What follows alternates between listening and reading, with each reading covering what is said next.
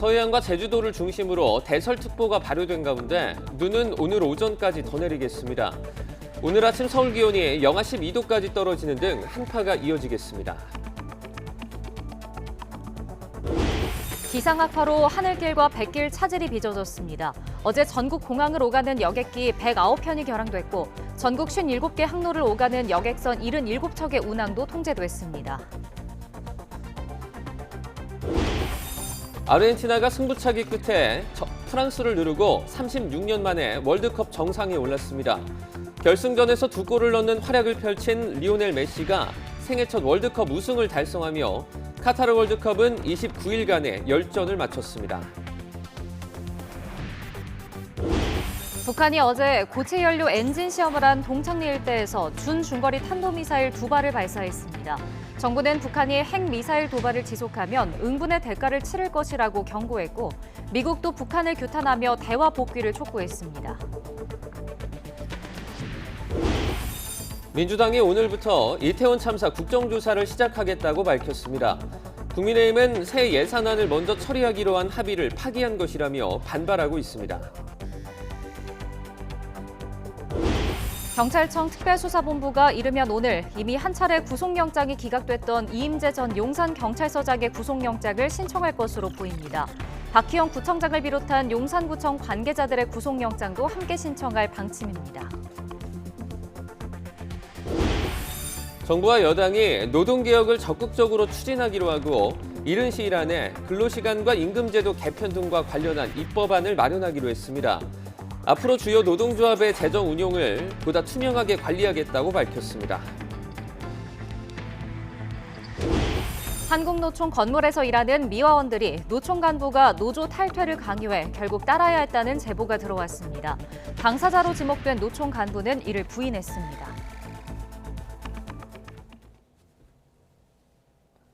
시청자 여러분 안녕하십니까? 12월 19일 월요일 굿모닝 YTN 2부 시작합니다. 일주일째 매서운 한파가 이어지고 있습니다. 네, 서해안과 제주도는 오늘 오전까지 눈이 더 내릴 것으로 보이는데요. 추가 피해가 없도록 각별한 주의가 필요하겠습니다. 자세한 날씨 기상캐스터 연결해서 알아보겠습니다. 홍나실 캐스터. 네, 상암동 야외 스튜디오에 나와 있습니다. 네, 오늘 아침도 날이 무척 춥다고요? 네, 그렇습니다. 연일 북극 한파가 기승을 부리면서 이 출근길 전국이 꽁꽁 얼어붙었습니다. 얼마나 날이 추운지 잠시만 밖에 서 있어도 살을 애는 추위라는 말이 실감이 날 정도인데요. 현재 서울 기온은 영하 12도까지 떨어졌고 체감 온도는 영하 16도 선을 보이고 있습니다. 이번 추위는 내일 아침까지 이어지겠고요. 내일 낮부터 모레 사이에는 잠시 주춤할 것으로 보입니다. 들쑥날쑥한 기온 변화에 건강관리 잘 해주시기 바랍니다. 현재 호남 서해안과 제주도를 중심으로는 눈이 내리고 있습니다. 호남 서부와 제주도에는 대설특보가 발효 중인 가운데 시간당 1에서 3cm의 다소 강한 눈이 내리고 있는데요. 그제부터 이들 지역에는 30에서 40cm 안팎의 폭설이 쏟아졌는데 오늘 오전까지 눈이 더 이어지겠습니다. 호남 서부에 최고 8cm, 그 밖에 서해안과 제주도에도 1에서 5cm의 눈이 더 예상됩니다. 눈으로 인한 교통사고뿐만 아니라 시설물 피해도 발생하고 있습니다. 추가 피해가 없도록 각별히 주의해 주시기 바랍니다. 강추의 기세도 여전합니다. 현재 중부와 경북, 전북 곳곳으로 한파특보가 내려진 가운데 철원 영하 18.9도까지 곤두박질했고요. 서울은 영하 12도, 대구는 영하 9.1도까지 떨어졌습니다. 낮에도 서울 기온이 영하 3도에 머물며 강추위는 계속되겠습니다. 대전은 영상 1도, 대구 3도로 기온 자체는 영상권을 보이는 곳이 있겠지만 찬바람의 체감 온도는 종일 영하에 머물겠습니다. 다가오는 수요일 대부분 지역에 또 한 차례 비나 눈 소식이 있고요. 주 후반에는 다시 강추위가 찾아오는 가운데 충청 이남 지역에는 눈이 자주 내릴 전망입니다. 현재 동해안 지역에는 건조주의보가 발효 중인 가운데 대기가 무척 메말라 있습니다. 여기에 초속 20m 이상의 매우 강한 바람까지 불어서 산불 등 대형 화재가 발생할 위험이 무척 큰 상황입니다. 계속해서 불씨 관리 철저하게 해주시기 바랍니다. 지금까지 YTN 홍나슬입니다. 전국을 강타한 한파의 영향에 전국 도로와 국립공원 출입이 통제되고 있습니다. 중앙재난안전대책본부는 오늘 새벽 6시 기준 국립공원 6곳에 137개 탐방로 출입이 통제되고 있다고 밝혔습니다. 이와 함께 전국으로 가는 5개 항로 8척의 여객선 운항과 지방도로 12곳에 출입도 통제되고 있습니다. 지난 17일부터 오늘까지 전국에서 120건의 동파 사고가 접수되고 한랭 질환자 12명이 발생하기도 했습니다. 서해안 지역에는 연일 많은 눈이 쏟아졌는데요. 뱃길이 끊기면서 섬마을은 고립됐고 미끄럼 사고도 속출했습니다. 눈이 추가로 내린다는 예보에 농작물 관리에도 비상이 걸렸습니다. 보도에 오선열 기자입니다. 서해 섬마을이 온통 눈으로 뒤덮였습니다. 무릎까지 빠지는 폭설에 마을 주민은 제설 작업을 포기했습니다. 전북 군산 말도에 40cm 눈폭탄이 쏟아진 겁니다. 길도 다 막히고 현재 상태가 그냥 사람도 못 다녀요. 배들도 너무 많이 눈이 오면은 그 배 무게 못 이겨가지고 가라앉을 수도 있고 이제 기다리는 수밖에 없어요. 전남 한평과 무안, 전북 고창과 군산 등 서해안 지역을 중심으로 20cm가 넘는 적설량을 기록했습니다. 강한 바람과 높은 파도로 뱃길이 끊기면서 섬 지역은 고립됐습니다. 도로 곳곳도 빙판으로 변하면서 차량이 미끄러져 접촉사고가 잇따랐습니다. 눈이 많이 와서 입산 통제도 되었고 돌아오는 길에 길이 미끄럽다 보니 좀 차량이 막히더라고요. 자치단체마다 비상인력과 장비를 동원해 제설 작업을 하고 있지만 많은 눈이 내리면서 어려움을 겪고 있습니다. 비닐하우스와 들판은 연일 쌓인 눈으로 뒤덮였습니다. 이렇게 쌓인 눈이 얼면 시설 붕괴나 농작물 피해도 우려됩니다. 추가 눈 소식에 쌓인 눈을 치워보지만 역부족입니다. 눈 치우는 것이 제일 힘들죠. 그 계획이 올리려면은 눈을 치워야 되거든요. 그러니까 하루 종일 오면 하루 종일 치워야 되는 결론밖에 안 나요. 안 오기를 바라죠. 전라남도는 폭설과 한파, 강풍 대처 긴급 상황 점검회의를 열고 농업 시설물 점검과 취약계층 안부 확인 등 피해 예방과 신속한 지원 대책 마련에 나섰습니다. 추가 적설이 예상이 되기 때문에 추위, 강풍이 한꺼번에 눈과 함께 지금 오기 때문에 피해가 더 클 수도 있습니다. 선진국 수준에 맞는 안전 준칙이랄지 또 대책이 확립이 돼 있어야 된다 생각합니다. 광주광역시는 더 많은 눈이 내리면 거주지 행정복지센터에 모여 눈을 치운 뒤 1시간 늦게 출근하도록 공무원들에게 지시했습니다. YTN 오선열입니다.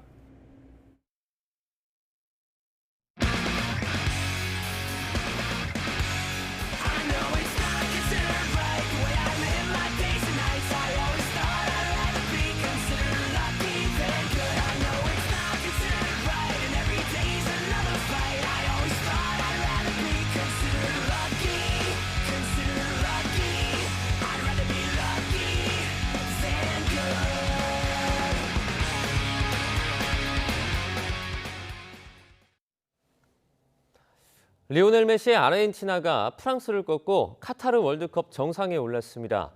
1986년 멕시코 대회 이후 36년 만이고 월드컵 통산 3번째 우승입니다.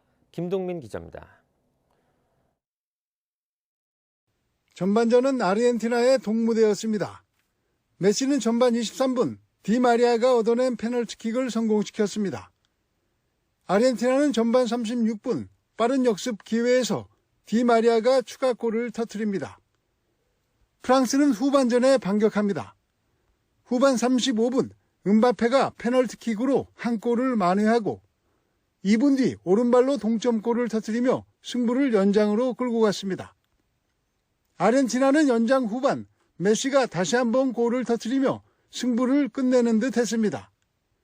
하지만 음바페가 페널티킥으로 해트트릭을 완성하며 경기는 잔인한 승부차기로 돌입합니다. 프랑스는 2명의 키커가 실축했지만 아르헨티나는 모든 키커가 성공시키며 4대2로 승리하고 우승 트로피를 들어올렸습니다. 아르헨티나 팬들은 36년 만에 거둔 월드컵 우승에 기쁨을 감추지 못했습니다. 아르헨티나의 우승은 지난 2002년 한일 월드컵 때 브라질이 우승한 이후 남미팀이 거둔 20년 만의 우승입니다. 또 지난 2010년 월드컵 우승팀 스페인에 이어 대회 첫 경기에서 패한 뒤 정상에 오른 역대 2번째 팀이 됐습니다. 메시는 자신의 마지막 월드컵에서 트로피를 들어올리며 명실상부한 축구 전설이 됐습니다. YTN 김동민입니다. 아르헨티나 리오넬 메시가 2022 카타르 월드컵 최우수 선수상인 골든볼을 받았습니다.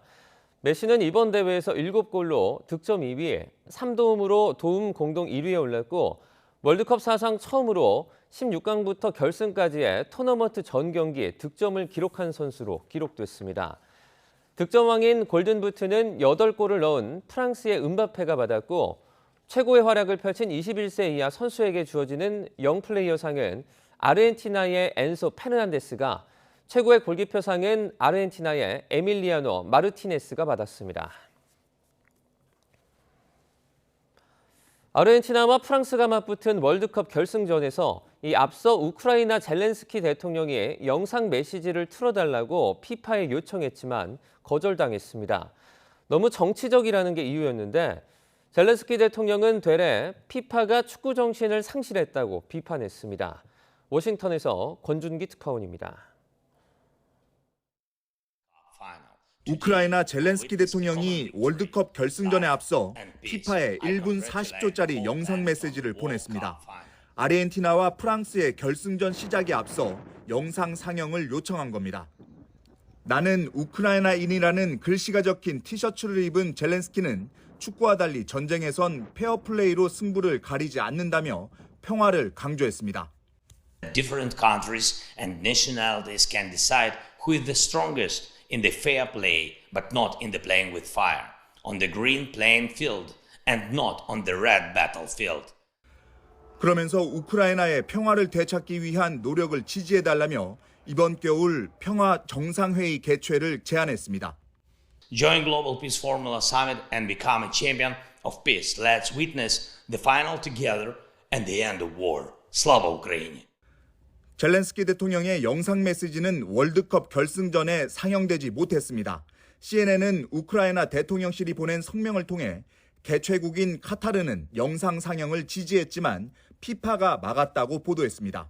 피파는 해당 영상이 지나치게 정치적이라는 이유로 상영을 거절한 것으로 알려졌지만 정식 논평을 통해 이유를 설명하진 않았습니다. 우크라이나는 영상에서 평화를 호소했을 뿐 어떠한 정치적 주장도 담지 않았다며 피파가 세계인을 하나로 모으는 축구 정신을 상실했다고 비판했습니다. 앞서 젤렌스키 대통령은 2024년 파리올림픽에서 러시아와 벨라루스 선수의 개인 자격 참가도 막아달라고 국제올림픽위원회에 요청했습니다. 워싱턴에서 YTN 권윤기입니다. 네, 북한이 어제 동창리 일대에서 준중거리 탄도미사일을 발사한 것과 관련해 북한이 공식 입장을 내놨습니다. 북한 국가우주개발국은 어제 동창리 서해 위성 발사장에서 정찰 위성 개발을 위한 최종 단계의 중요 시험을 했다고 오늘 조선중앙통신이 보도했습니다. 국가우주개발국 대변인은 이번 중요 시험이 위성 촬영과 자료 전송 개통, 지상관제 체계 능력을 평가하는 데 기본 목적을 뒀다고 밝혔습니다. 통신은 위성 시험품을 운반체에 탑재 고도 500km까지 고각 발사시킨 뒤 우주 환경을 모의한 최적한 환경에서 각종 촬영 장비에 대한 촬영 조종 지령과 자세 조종 지령을 비롯한 지상관제 믿음성을 확증하면서 자료 전송 장치들의 처리 능력과 안전성 정도를 평가하는 방식으로 진행됐다고 소개했습니다. 국가우주개발국은 2023년 4월까지 군사 정찰 위성 1호기 준비를 끝낼 것이라고 발표했다고 통신은 전했습니다. 국가안보실은 북한의 준중거리급 탄도미사일 발사 내용을 윤석열 대통령에게 즉시 보고하고 김성한 국가안보실장 주재로 NSC 상임위원회를 열었습니다.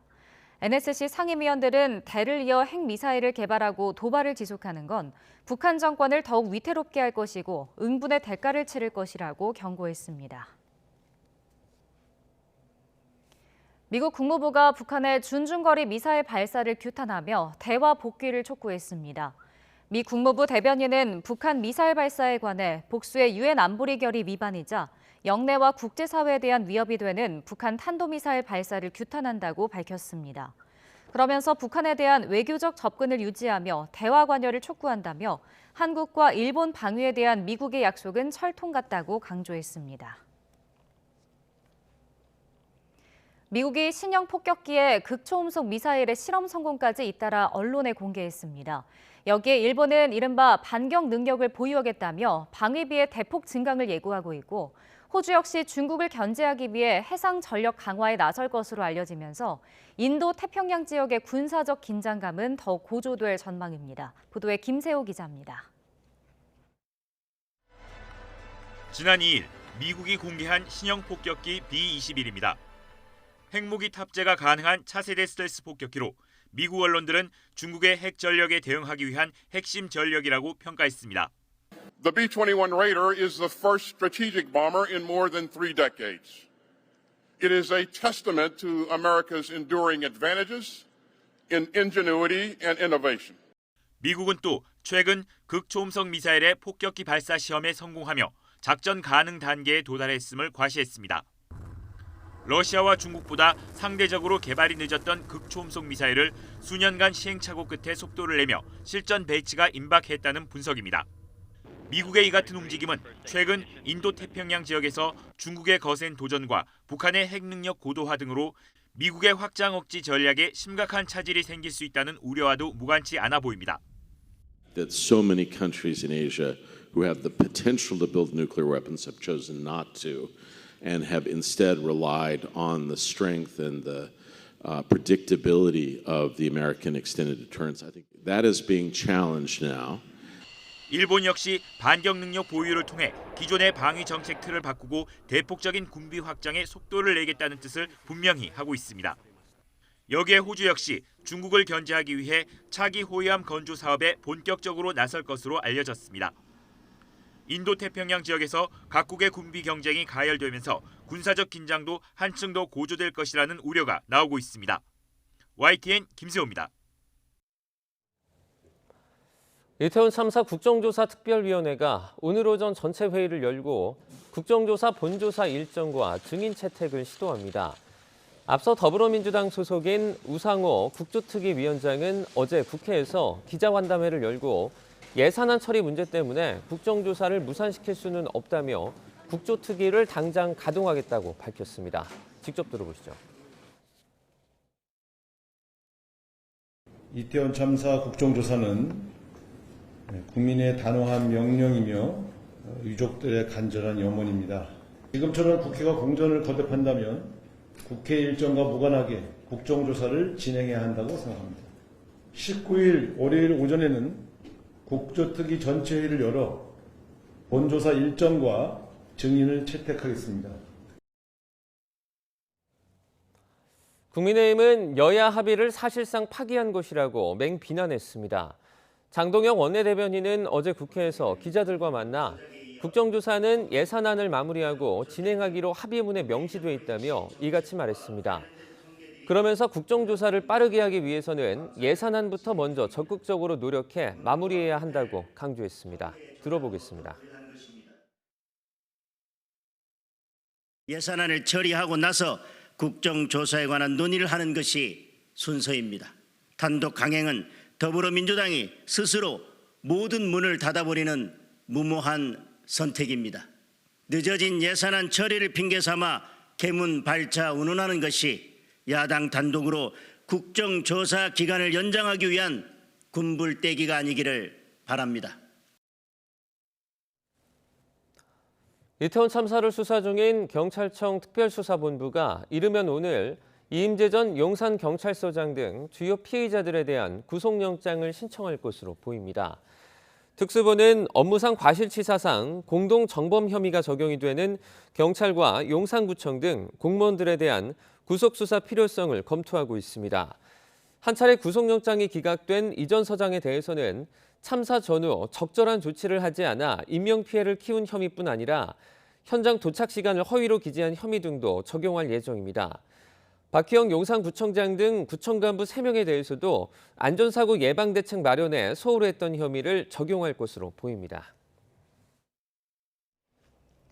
한국노총 건물에서 일하는 미화원들이 노총 간부에게 노조 탈퇴를 강요당해 결국 따라야 했다는 제보가 들어왔습니다. 다른 것도 아닌 한국노총 안에서 제기된 주장이라 파장이 큰데 당사자로 지목된 노총 간부는 업무 얘기만 했을 뿐이라며 의혹을 부인하고 있습니다. 제보는 Y 이준엽 기자입니다. 한국노총 건물을 청소하는 미화원들은 지난해 서울 여의도 노총 건물에 들어온 뒤 17년 만에 처음으로 노조에 가입했습니다. 한국노총 산하에 있는 노조였습니다. 주변 건물들에서는 미화원들에게 주는 점심값을 자신들도 받아보고 최저임금 수준이던 급여도 조금이나마 올려보자는 상식적인 수준에서 시작됐습니다. 복지가 안 돼 있어요. 복지가 안 돼 있고 최저임금만 받고 있어요. 그래서 우리는 노조로 들으면은 그래도 뭐 10대비가 나온다. 그래갖고 이제 그거라도 찾아보자. 이제 그래갖고 노조를 시작하게 됐어요. 그런데 지난 8월 노총 부본부장 B씨가 여성 미화원 휴게실을 방문해 노골적인 탈퇴 요구를 냈다고 조합원이던 미화원들은 입을 모읍니다. 부본부장이 들어오자마자 노조 부총무이던 이모 씨를 콕 집어 여러 차례 녹취하세요라고 외치더니 조합 탈퇴를 요구했다는 겁니다. 탈퇴하지 않으면 창문 청소를 시키거나 퇴근 시간을 늦추는 등 계약서대로 더 철저하게 할 것이고 탈퇴하면 그러지 않겠다고 말했다고 덧붙였습니다. 뭘 알고 가입하느냐거나 조합원비로 돈을 낭비하지 말고 맛있는 거 사 먹으라는 모욕적인 말도 뒤따랐다고 주장했습니다. 저거보다 설치지 말고 그냥 얌전히 하다가 있을 때까지만 있으라고. 설치지 말고. 말 이것저것 하다가도 또 녹음하세요. 핸드폰 들으니까 누구한테도 또 녹음하세요. 부본부장은 YTN 취재진을 만나 계약서대로 철저히 하자고 말했을 뿐 노조 탈퇴 강요는 하지 않았다며 의혹을 부인했습니다. 노동자 폐라만 하고 그거 한 적은 난 하나도 없어요. 노동자 폐라. 내가 노동자를 갖다가 안 돌아다니는 사람인데. 그러나 며칠 뒤에는 확약이 필요하다면서 전원 서명까지 받아갔고 이 때문에 노조를 탈퇴했다는 게 미화원들 주장입니다. 부총무 이 씨는 극심한 스트레스에 쓰러지기까지 했고 지난달 결국 퇴사했습니다. 이미 탈퇴 시킨 거예요. 앞에 일 다 따라서 서류를 다 자기들 준비해가지고 사인하라고. 그게 탈퇴하는 일이 뭐예요 그게. 미화원들은 한국노총 산하재단에 고용돼 있지만 부본부장은 재단이 아닌 별도 본부 소속입니다. 퇴사한 이 씨는 대통령실 국민제안에 민원을 접수해 대검찰청에서 심사 중입니다. 한국노총은 상황을 인지하고 있다며 관련 수사가 진행되면 성실히 임하고 문제가 발견되면 조치하겠다는 입장입니다. 한국 최대 노동조합 총연합회 간부가 정작 소속 미화원들에게는 노조를 하지 말라고 강요했다는 의혹에 대해 이 씨는 법적인 대응에도 나설 계획입니다. YTN 이준엽입니다. 어제 열린 고위 당정협의회에서 정부가 민주노총 등 노동조합의 회계가 투명하게 이뤄지고 있는지 점검하겠다는 뜻을 밝혔습니다. 국민이 알아야 할 부분이라면 보다 적극적으로 자료를 요구하겠다는 방침인데요. 관련 내용 함께 들어보겠습니다. 총리께서도 그간 노조 활동에 대해서 햇빛을 제대로 비춰서 햇빛의 조명, 국민들이 알 수 있게 해야 된다고 말씀을 하시면서 그간 노조의 재정 운영에 있어서의 투명성 등 국민들이 알아야 될 부분에 대해서는 정부도 과단성 있게 적극적으로 요구할 거다라는 얘기를 했습니다. 부동산 시장 호황기 때 관련 인력을 대폭 늘렸던 건설사들이 최근 경기 침체가 이어지면서 고민이 깊어지고 있습니다. 인력 재배치뿐 아니라 상황이 더 나빠지면 인력 감축에 나서야 할지도 모른다는 우려마저 나오고 있습니다. 보도에 최기성 기자입니다. 일단 지금이라도 집을 사겠다며 문의하는 수요자가 많은데 집주인은 매물을 걷어들이고 있는 상황. 이 때문에 부르는 게 값인 이상 현상이 이어지고 있습니다. 3년 전 서울뿐 아니라 전국 집값이 크게 오르면서 건설사들은 건축과 주택 분야 인력을 크게 늘렸습니다. 주요 건설사 6곳 인력 배치를 2019년과 비교해보면 관련 부서 인원이 증가한 모습을 확인할 수 있습니다.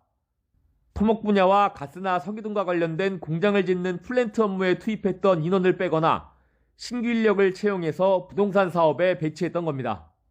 하지만 거래 가뭄이라고 표현할 정도로 부동산 시장이 급변하면서 늘어난 인력을 어떻게 할지가 건설사마다 풀어야 할 과제가 됐습니다. 내년 사업 계획에서 큰 변수가 될 수밖에 없어 보입니다. 부동산 시장 침체로 신규 분양 시장도 영향을 받을 것으로 보이고 지금 진행 중인 프로젝트들도 속도 조절을 좀 하겠지만 분양 물량이 급격하게 감소하거나 하진 않아서 인력 계획도 점진적으로 조정할 예정입니다.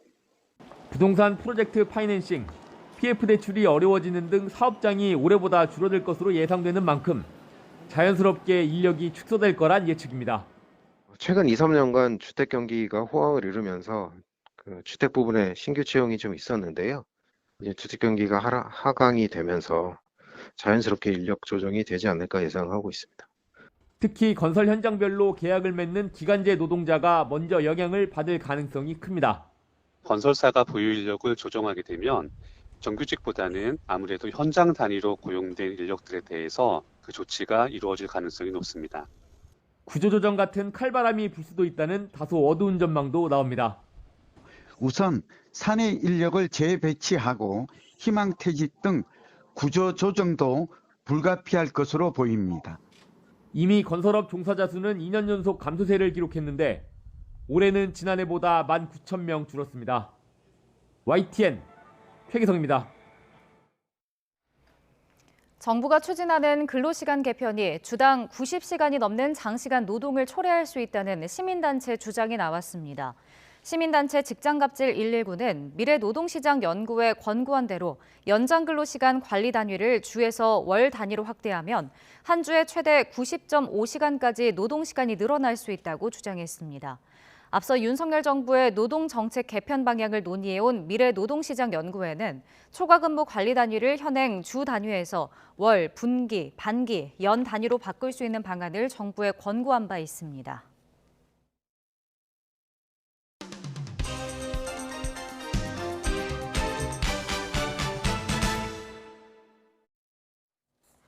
네, 12월 19일 월요일 오늘 아침 신문은 어떤 소식을 다뤘는지 짚어보겠습니다. 이현웅 아나운서가 주요 내용 정리해왔습니다. 어서 오세요. 안녕하십니까.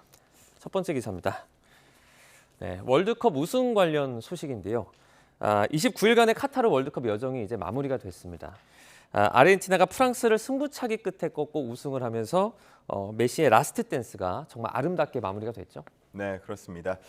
결승전다운 명승부가 펼쳐졌고요. 소문난 잔치에 먹을 음식이 너무나 많아서 시간 가는 줄 모르고 봤다라는 분들 많으십니다. 네. 전 세계 축구 팬들에게는 메시에게 유일하게 그동안 부족하다고 평가가 됐던 마지막 조각이죠. 월드컵 트로피를 들어올린 월드컵으로 기억이 될 것 같습니다. 자, 그리고 중앙일보에는요, 로이터 통신이 결승전이 치러지기 전에 선정한 카타르 월드컵 10대의 명장면을 소개하는 기사가 있었습니다. 네. 그리고 그 중에는 우리 대표팀의 모습도 이렇게 포함이 되어 있었는데요.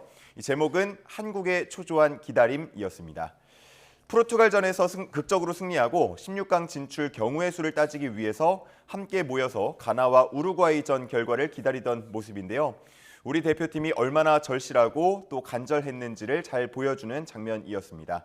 아마 많은 분들 마음속에도 오랫동안 기억에 남을 것 같고요. 네. 이 밖에도 8강에서 탈락하자 포르투갈의 호날두가 눈물을 보이는 모습도 선정이 됐고 월드컵 최초 여성 주심의 모습 등이 함께 선정됐습니다. 한편 한겨레 신문에는 다음 월드컵에 대한 기사가 있었는데요.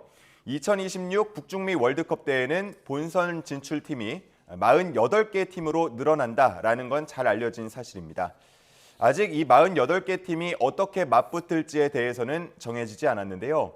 3개 팀씩 16개 그룹으로 묶어서 진행하는 방안도 논의가 되고 있고요.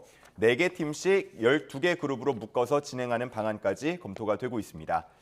만약에 3개 팀씩 묶을 경우에 결승까지 한 팀이 치러야 하는 최대 경기 수는 지금과 동일할 텐데요. 하지만 여건상 조별리그 마지막 경기를 동시에 진행할 수가 없어서 승부 조작이 나올 가능성이 있다는 점이 우려된다는 목소리 나오고 있고요. 또 무승부를 없애기 위해서 조별리그에서부터 승부차기가 도입될 가능성에 대한 이야기도 나오고 있습니다. 그리고 만약 4개 팀씩 묶을 경우에는 조 1, 2위가 32강에 직행하고 조 3위 중에서 와일드카드 8개 팀이 추가로 올라가는 구도가 될 텐데 이럴 경우에는 지금보다 최대 경기 수가 한 경기 더 늘어나기 때문에 체력적인 부담이 커질 거라는 전망이 나오고 있습니다. 그리고 다음 월드컵부터는 아시아 할당이 8.5장으로 늘어나면서 우리나라 대표팀의 11회 연속 월드컵 진출 가능성은 높아졌습니다. 우리 대표팀의 다음 월드컵 활약 벌써부터 기대가 됩니다. 네, 다음 기사 보겠습니다.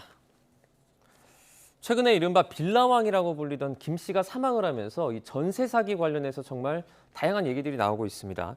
그런데 이런 전세 사기가 조직적인 측면에서 이루어진다 이런 의혹들이 속속 나오고 있죠. 네, 맞습니다. 중앙일보에는 피해 주택 규모가 3,500채에 가까웠던 빌라의 신전세 사기 사건, 그리고 이번에 문제가 되고 있는 빌라왕 사건 등에는 더 큰 조직이 배후에 있을 수 있다는 의혹이 제기된다고 했습니다.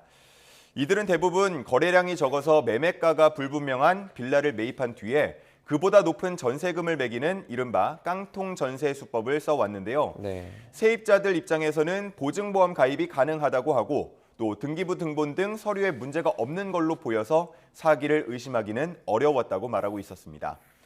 최근 5년 동안 전세보험금 사고가 발생해서 주택도시 보증공사가 보증금을 지급한 건수와 변제액은 매년 크게 증가하고 있었는데요.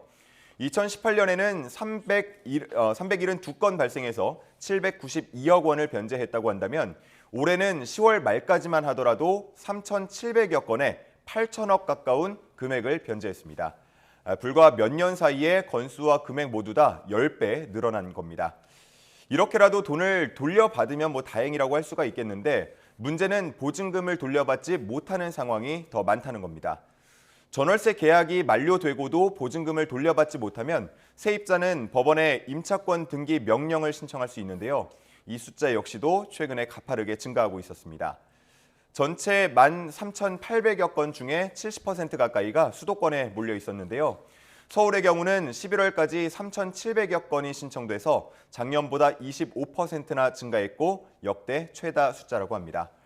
급증하는 전세 사기에 대해서 전문가들은 적발보다는 예방이 우선이라는 입장인데요.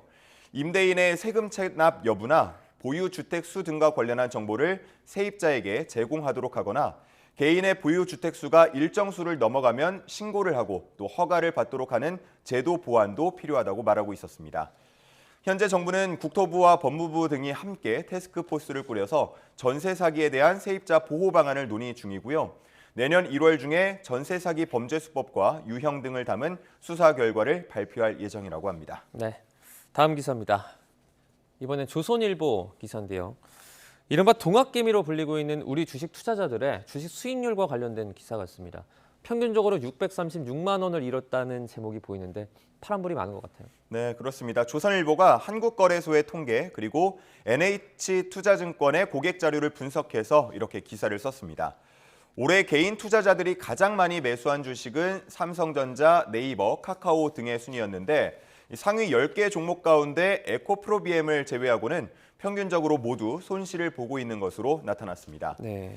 순매수 상위 10개의 종목의 평균 수익률로 따지면 개인은 마이너스 18.7%라고 했고요. 기관도 마이너스 7.1%로 손실을 본 걸로 추정이 되고 있습니다. 다만 외국인은 10.2% 수익을 거뒀다고 보고 있는데요. 외국인들이 많이 사들인 주식은 개인 투자자들의 순매수 상위 종목과는 조금 달랐다고 합니다. 외국인들은 주로 금융주나 2차 전지, 또 방산주 등을 집중 공략했다고 합니다. 그리고 위로가 되지는 않겠지만 이런 손실은 동학개미들만의 문제는 아니라고 하는데요. 블룸버그 통신이 반달리서치의 조사 결과를 인용해서 쓴 기사를 보면 올해 전 세계 개인 투자자들은 평균적으로 약 30%의 손실을 입고 있다고 합니다. 이 기사에서는 개미 투자자들이 이렇게 손실을 보는 이유에 대해서 이익이 나는 주식은 서둘러서 팔고 손실이 나는 주식은 정리를 미루는 투자 습성 때문이라고 분석하고 있었고요. 또 소수 종목을 집중 매매하는 복권형 투자와 남들이 사는 종목에 우르르 몰리는 군집 거래 경향도 나타났다고 덧붙였습니다. 네, 다음 기사 보겠습니다. 지난 주말입니다. 부산에서는 3년 만에 불꽃 축제가 개최를 했습니다. 무려 70만 명이 몰린 것으로 지금 전해지고 있는데요. 사고는 0건이라고 알려지고 있어요. 네, 그렇습니다. 동아일보에 실린 기사 함께 보시겠습니다. 부산시와 경찰은 코로나 이전 마지막으로 열린 2019년 축제 때보다 안전관리 인력을 1,900여 명 추가로 투입했습니다. 총 5,400여 명이 투입이 됐고요. 특히나 좁은 골목길 안전 확보 등에 각별히 신경 썼다고 합니다. 지금 사진들이 몇 가지 나와 있는데 이른바 DJ 폴리스라고 해서 안전관리 차량 위에 올라가서 높은 곳에서 인파의 흐름을 파악해 안내하기도 했고요.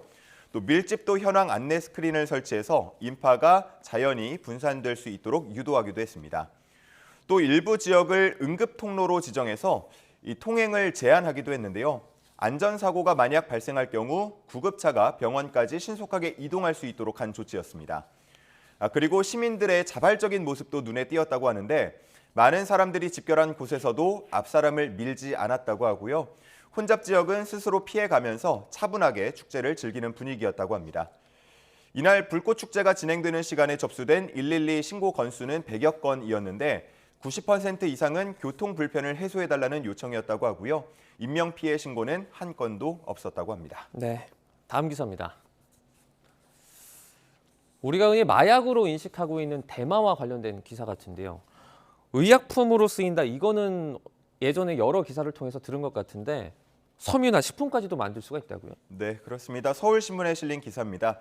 흔히 햄프시드라는 건강식품에서 햄프라는 단어 들어본 분들 많을 텐데요. 네. 환각 성분이 0.3% 미만인 저환각성 대마, 햄프를 마약에서 분리해서 산업화하려는 움직임이 최근 나타나고 있다고 합니다.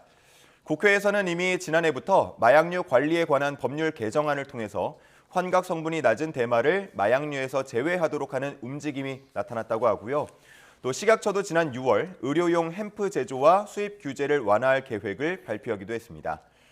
이렇게 대마 관련 산업의 빗장이 풀릴 것으로 보이면서 각 지자체가 관련 산업 개발에 박차를 가하고 있다고 하는데요. 전북도는 햄프 클러스터 단지를 조성해서 재배와 제품 개발에 힘쓰겠다는 계획을 밝혔고요.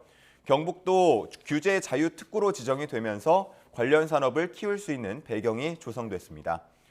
이런 대마는 활용 용도에 따라서 섬유용과 의료용 등으로 구분할 수 있다고 하는데요. 이미 해외에서는 저환각성 대마에 대해서 규제와 가이드라인을 두면서 산업화하는 분위기였습니다. 이에 대해 우리나라도 역시나 명확한 가이드라인과 관리를 통해서 위험 요소를 최소화한 뒤에 이후 본격적인 산업화에 집중할 필요가 있다는 의견들 나오고 있었습니다. 네, 마지막 기사는요. 네, 사진을 보시는 것처럼 지금 로봇의 팔이 보이고요. 제목을 보면 이제 아주 추운 곳에서도 로봇팔을 잘 쓸 수 있다 이런 내용인 것 같아요. 전해주시죠. 네, 맞습니다. 최근에 우주 개발 점차 본격화하는 분위기고요. 특히나 달에 대한 탐사 시도가 계속되고 있는데 탐사를 위해서는 단순히 달에 착륙하는 걸 넘어서서 달에서 움직일 수 있는 로봇을 만들 필요가 있겠습니다. 네. 그런데 달에서는 밤 기온이 영하 173도까지 내려간다고 하는데요. 그래서 지구에서 사용 중인 일반적인 기계를 가져가면 추위에 견디지 못해서 정상적으로 작동하지 않거나 움직이다가 깨져버리기 일쑤라고 합니다.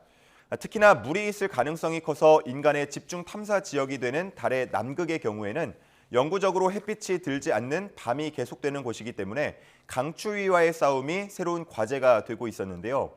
현재로서는 난방장치를 이용하는 방안이 개발되고 사용되어 왔는데 난방장치를 작동시키기 위해서는 그만큼 큰 전력이 필요하기 때문에 그동안 한계가 있다고 늘 지적이 되어 왔습니다. 그런데 최근 나사가 콜드암이라는 이름의 로봇팔을 개발 중이라고 합니다. 네. 이 콜드암은 벌크 메탈릭 글래스라는 특수 합금으로 만들어서 영하 200도에서도 난방장치 없이 작동할 수 있다고 하는데요. 나사는 콜드암을 이용해서 달에 흙을 퍼내거나 장비를 옮기고 또 콜드암에 카메라를 담아서 사진을 찍는 데 활용할 예정이라고 합니다. 이미 나사는 달과 비슷한 환경을 지구에 만들어서 정상 작동하는지까지는 확인했다고 하는데요. 2020년대 말까지 이 관련 개발을 모두 다 마친다는 계획입니다. 10수년 안에 달에 착륙한 로봇이 콜드암을 활용해서 이 상주 기지를 짓는 장면을 볼 수 있을 거란 기대가 나오고 있었습니다. 네, 알겠습니다. 월요일 굿모닝 브리핑은 여기까지 듣겠습니다. 고맙습니다. 감사합니다.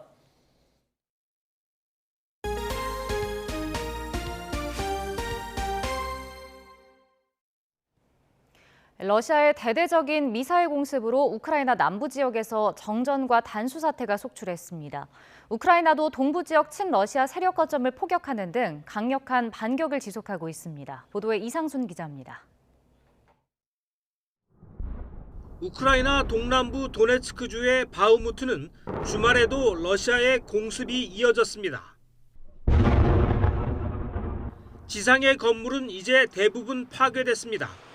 수도와 전기도 끊긴 지 오래입니다. Із-за обстрілів зараз дуже багато. 99% це пов'язано з обстрілами, після обстрілів. 러시아는 앞서 지난 16일 우크라이나 수도 키이우와 중부 크리비리흐, 남부 헤르손 등에 최소 76발의 미사일을 쐈습니다. 지난 5일 우크라이나 전역에 70여 발의 미사일 공습을 감행한 이후 최대 규모였습니다. 이 공습으로 발전소와 변전소 등 최소 9개의 에너지 시설이 파괴됐습니다. 우크라이나군도 동부의 친러시아 세력의 거점을 타격한 것으로 전해졌습니다. 타스 통신 등은 현지 시간 17일 도네츠크 인민공화국에 포탄 133발이 떨어져 민간인 2명이 부상했다고 보도했습니다. 우크라이나군이 같은 날 러시아 땅을 포격했다는 주장도 나왔습니다. 러시아 국경 지역인 벨고로드의 주지사는 이 공격으로 1명이 숨지고 8명이 부상했다고 전했습니다. 이런 가운데 러시아 국방부는 세르게이 쇼이구 장관이 우크라이나에 주둔 중인 러시아군 진지를 찾아 보급 상황 등을 점검했다고 밝혔습니다. YTN 이상순입니다. 독일의 한 박물관이 3년 전 도난당했던 1조 원대 보석류의 상당수를 되찾았습니다. 재판을 받던 범인들이 형량을 줄이기 위해 훔친 보석의 위치를 털어놓은 덕분인데 박물관 관계자들은 크리스마스의 기적이라며 환호했습니다. 보도에 이동원 기자입니다. 지난 2019년 11월 독일의 한 박물관에 도둑이 들었습니다. 당시 CCTV 화면엔 범인들이 큰 망치로 진열장을 깨는 모습이 고스란히 담겼습니다. 이들이 훔친 것은 18세기 작센왕국 선제후들이 수집한 보석 공예품입니다. 손잡이에 다이아몬드가 박힌 칼과 42캘럿 다이아몬드 등 보석류로 전문가들은 도난품의 가치가 1억 2천만 달러, 우리 돈 1조 5천억 원에 달하는 것으로 평가했습니다. 2차 세계대전 이후 최악의 예술품 도난 사건으로 기록된 이번 사건은 미궁에 빠졌습니다. 범인들이 미리 잘라놓은 박물관 창문살을 통해 침입해 순식간에 범행을 저질렀기 때문입니다. 그러다 올해 초 독일 경찰이 서로 가족 관계인 20대 6명을 유력한 용의자로 붙잡아 재판에 넘겼지만 보석의 행방은 여전히 오리무중이었습니다. 하지만 재판이 진행되면서 10년 징역형에 처하게 된 범인들이 가명을 위해 최근 숨겨놓은 보석의 위치를 밝히면서 도난품 상당수를 되찾을 수 있었습니다. Es konnten gestern Nacht in Berlin 31 Einzelstücke sichergestellt werden, darunter einige durchaus vollständig erscheinende Teile. 박물관 관계자는 도난품 회수를 크리스마스의 기적이라며 기뻐했습니다. So eine wundervolle Nachricht bekommen am Tag vor dem 4. Advent, dann glauben Sie eher an ein Weihnachtswunder. 아말리의 왕비의 브로치 등 일부 보석은 아직 찾지 못했습니다. 경찰은 회수된 보석류에 대해서는 진품 여부를 감정할 계획입니다. YTN 이동원입니다. 일주일째 강력한 한파가 이어지면서 오늘도 날이 무척 춥습니다. 서울 기온이 영하 12도까지 떨어졌는데요. 내일 아침까지 강추위가 이어지겠지만 내일 낮부터 모레 사이 추위가 잠시 주춤하겠습니다. 하지만 주 후반에 또다시 매서운 추위가 찾아올 것으로 보입니다. 강추위 속에 호남 서부와 제주도에는 대설특보가 내려진 가운데 눈이 계속되고 있습니다. 오늘 오전까지 호남 서부에 최고 8cm, 그 밖에 서해안과 제주도에도 1에서 5cm의 눈이 더 내리겠습니다. 추가적인 눈 피해가 발생하지 않도록 주의해 주시기 바랍니다. 반면 동해안 지역은 대기가 무척 건조합니다. 여기에 강풍주의보까지 내려지면서 초속 20m 안팎의 강한 바람이 불고 있습니다. 대형 화재 예방에도 신경 써주시기 바랍니다. 현재 기온 살펴보겠습니다. 서울은 영하 12도, 철원 영하 19.2도까지 떨어졌습니다. 낮 기온은 서울 영하 3도, 대전 영상 1도, 대구는 영상 3도까지 오르겠지만 찬바람의 체감 온도는 종일 영하권에 머물겠습니다. 다가오는 수요일에는 대부분 지역에 또 한 차례 비나 눈이 내릴 전망입니다. 날씨였습니다.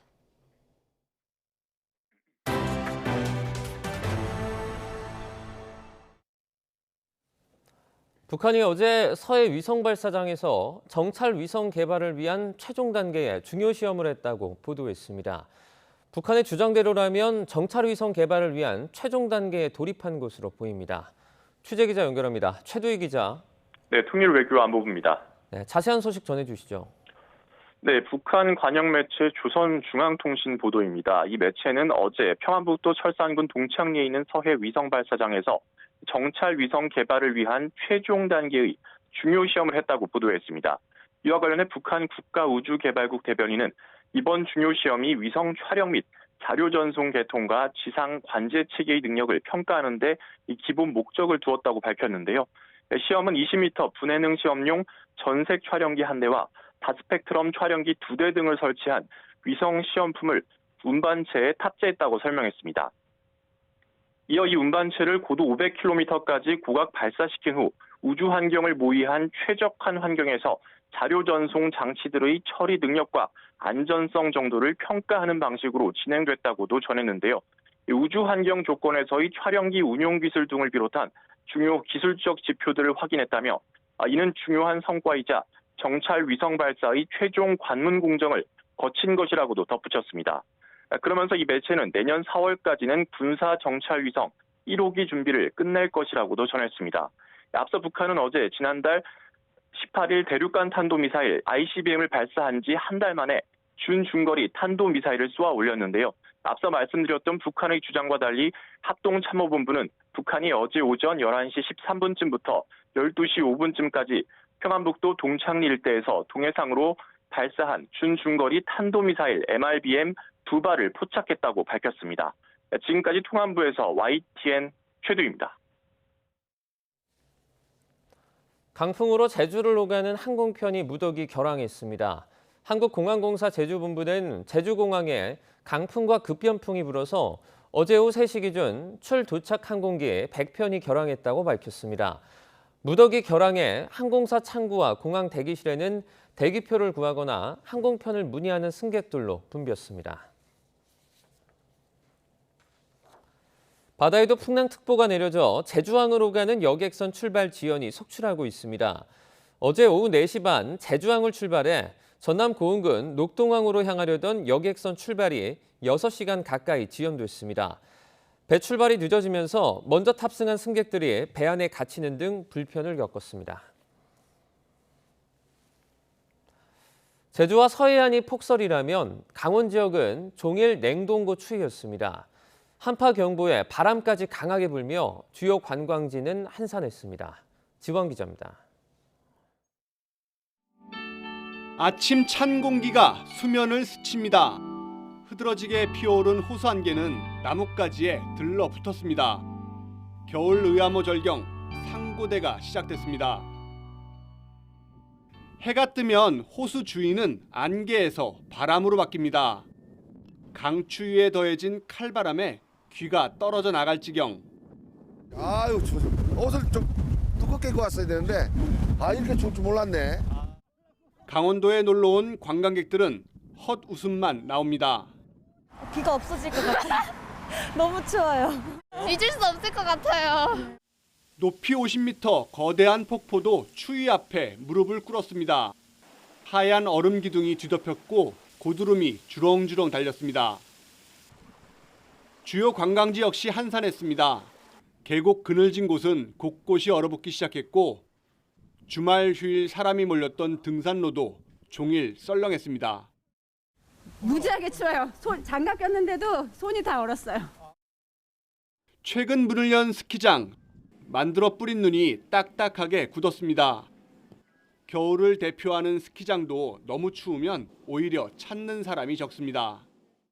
정말 재미는 있는데 얼굴이 너무 시렵고 너무 추워요. 마스크에 계속 물기가 껴가지고 그것도 힘들고 너무 추워요. 종일 한파경보 속에 강원 산간 지역은 영하 20도 아래 강풍까지 이어졌습니다. 곳곳이 꽁꽁 얼어붙었고 시민들은 휴일 외출을 자제했습니다. YTN 지환입니다. 모더나의 코로나19 BA4와 BA5 기반 2가 백신의 사전 예약이 오늘부터 시작됩니다. 사전 예약을 통한 접종은 내년 1월 2일부터 시행되고 당일 접종은 이보다 빠른 오는 26일부터 가능합니다. 모더나의 BA4와 5 기반 2가 백신은 BA4와 5 변이에 대한 예방 능력이 기존 백신보다 대여섯 배 높은 것으로 조사됐습니다. 다만 모더나 2가 백신은 18세 이상으로 허가받았기 때문에 12세에서 17세 청소년은 2가 백신 중에는 화이자 백신만 접종할 수 있습니다. 정부와 방역당국이 오늘 전문가 의견을 최종 수렴해 실내 마스크 완화 기준에 대한 로드맵을 이번 주에 확정 발표합니다.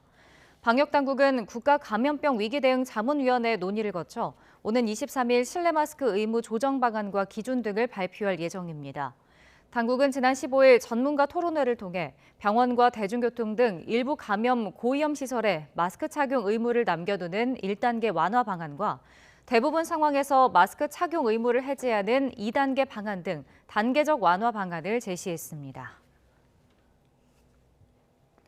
미국의 인플레이션 감축법과 유럽연합의 탄소 국경 제도로 무역 장벽이 쌓이자 우리의 수출 전선의 위기감이 고조되고 있습니다. 하지만 중국 등 경쟁국보다 한 발 앞서서 대응한다면 오히려 우리 산업의 국제 경쟁력을 키울 수 있다는 분석입니다. 미국 워싱턴에서 이승윤 기자입니다. Okay, so what's the best automotive company in the world? Hyundai, Hyundai, Hyundai. 미국 조지아주에 들어서는 현대자동차의 미국 내 첫 전기차 공장이 6개월 앞당겨 착공됐습니다. 북미에서 최종 조립되는 전기차에만 1,000만 원의 세금 공제 혜택을 주는 IRA, 인플레이션 감축법에 대응하기 위해서입니다.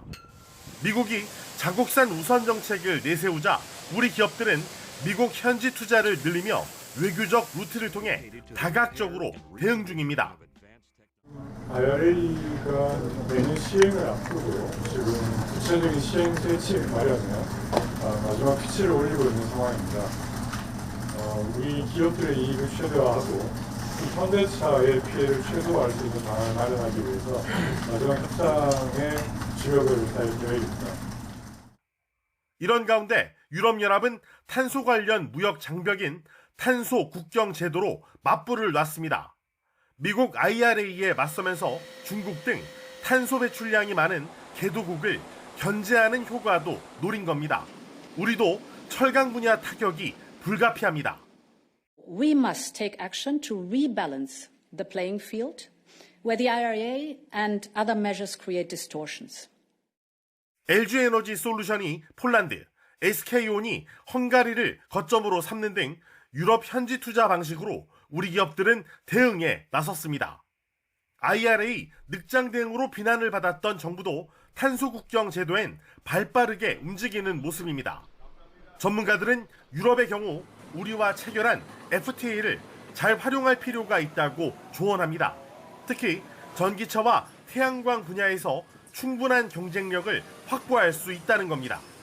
같은 분야에서 중국을 배제하려는 미국의 경우 한미동맹을 지렛대로 활용하면 미국 시장에서 한국산이 중국산을 따돌리는 계기가 될 수 있다는 지적입니다. 트럼프 행정부 때와 달리 바이든 행정부 들어 글로벌 기후 패권 주도에 나선 미국.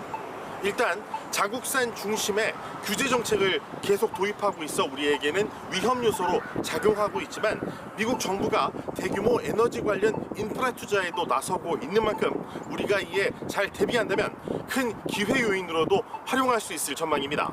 미국 워싱턴에서 YTN 이승윤입니다.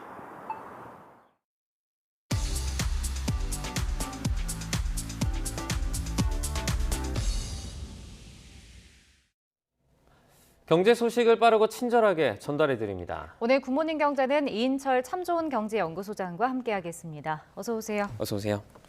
네, 먼저 조금 우울한 지표가 발표가 됐는데요. 계절적인 요인을 제외한 취업자 수가 지금 석 달 연속 줄어들었는데, 그러니까 코로나 초기였던 지난 2020년 1월부터 4월 이후에 처음이라고 합니다. 그 경기 둔화의 신호탄으로 봐야 할까요? 그렇습니다. 이 사실 고용 지표는 여러 가지 요인과 맞물려 있어요. 네. 뭐 취업 시즌이냐, 정말 한파도 고용 지표에 영향을 미치고요. 방학인지 휴가철인지에 따라 일자리의 변동폭이 상당히 커집니다. 그래서 주로 1년 전과 비교를 하게 돼요. 그런데 그러면 단기적인 흐름을 어떻게 파악할 거냐에 대한 고민이 있을 수 있죠. 이게 바로 계절 요인을 제거한 계절 조정 고용 지표라고 합니다. 이게 별도로 통계청이 공표를 하는데 지난달 이 계절 조정 고용 지표를 좀 따져봤더니 취업자 수가 오히려 한 달 전에 비해서 2만 8천 명가량 줄었다라는 겁니다. 네. 이게 석 달째 줄고 있는 상황인데요. 아니 앞서 이제 이 통계청이 발표한 고용 지표는 취업자 수가 늘었다더니 60만 건 이상 늘었고 고용률도 좋습니다. 물론 뭐 고령자 위주의 취업자 증가세이긴 하지만 고용 상황이 개선됐습니다라는 얘기와는 조금 달라요, 결이. 네. 그러다 보니까 계절 조정 지표를 통해서 살펴보면 상황이 석 달째 말씀하셨던 것처럼 악화되고 있다는 겁니다. 이 얘기는 뭐냐? 시기별 일회성 특성 요인을 좀 감안하더라도 전반적인 고용 상황이 좋지 않다라는 것이고요. 특히나 이제 위드 코로나로 인해서 사람들이 이제 이동 거리가 늘어나고 외부 활동이 활발하게 되면 일자리가 좀 늘 수밖에 없거든요. 서비스 업종 특히나. 그럼에도 불구하고 지금 이런 효과가 좀 사라지고 있기 때문에 이 큰 그림에서 보면 경기 둔화가 본격화되는 게 아니냐. 이렇게 되면 사실 이제 고용 시장도 후행성이긴 하지만 상당히 이제 내리막길 걸을 가능성이 커졌습니다. 네. 근데 여기에다가 뭐 금융권이나 신생기업, 유통업은 지금 감원 분위기가 좀 불고 있는 것 같은데 뭐 고물가나 고금리처럼 나빠지는 경제 상황에 좀 선제적으로 미리 대비를 하는 건가요? 맞습니다. 일단 기재부도 올해보다 내년이 더 어렵다라고 인정을 하고 있고요. 또 기재부의 이제 정책을 재현하는 KDI, 한국개발연구원도 아마 올해보다도 내년 고용시장 취업자 수는 한 10분의 1 정도로 줄어들 수 있습니다라는 분석을 내놓고 있는데 실제로 지금 상황이 좋지 않습니다. 네. 연말을 앞두고 지금 희망퇴직 바람이 불고 있는데요. 그게 유통, 금융, 해운, 전 산업으로 지금 구조조정이 본격화되고 있습니다. 네. 특히나 이제 내년 경제 전망이 더 어둡다라는 전망 속에 다수의 기업들이 비핵심 사업 줄이겠습니다. 매각하겠습니다. 그리고 여기다가 조직 슬림화에 나서고 있는데 롯데그룹은 롯데 면세점이 지금 코로나19로 사업 환경의 변화에 대응하기 위해서 희망퇴직을 실시하고 있는데요. 희망퇴직 직급을 보게 되면 대리급 이상이에요. 네. 대리급 이상 직원 근속 연수 15년 이상이고 또 이제 롯데 하이마트도 비슷하고요. 또 LG전자 베스트 사업을 운영하고 있는 하이프라자 역시 같은 희망퇴직을 받고 있습니다.